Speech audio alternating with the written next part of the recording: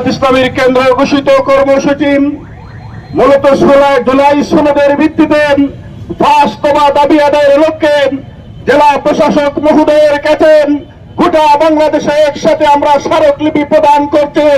তার একটিমাত্র আমাদের উদ্দেশ্য হচ্ছে জনগণের যাতে অধিকার আদায় হয়।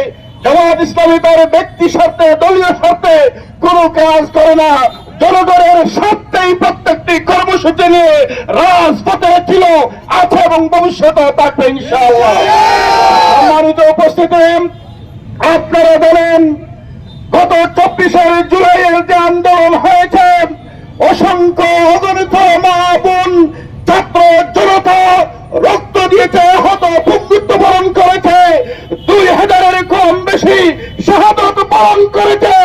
যদি সেই জুলাই সনদ বাস্তবায়ন না হয়, সাংবিধানিক স্বীকৃতি না হয়, তাহলে সেই আন্দোলন প্রকৃত অর্থে ব্যর্থতায় পর্যবসিত হবেন। এবং যারা সরকারে রয়েছেন, যারা আন্দোলন করেছেন, প্রত্যেককে একদিন আদালতের কাঠ করায় জবাবদিহি করতে হবে। ভবিষ্যৎকে নির্ধারণ করার জন্য, সুন্দর একটি ভবিষ্যৎ তৈরি করার জন্য, জুলাই সনদের ভিত্তিকে বলিষ্ঠ করার জন্যই মূলত এই দাবি নিয়ে আমরা রাজপথে এসেছি। এই দাবি আদায় না হওয়া পর্যন্ত জামাত ইসলামী অন্যান্য রাজনৈতিক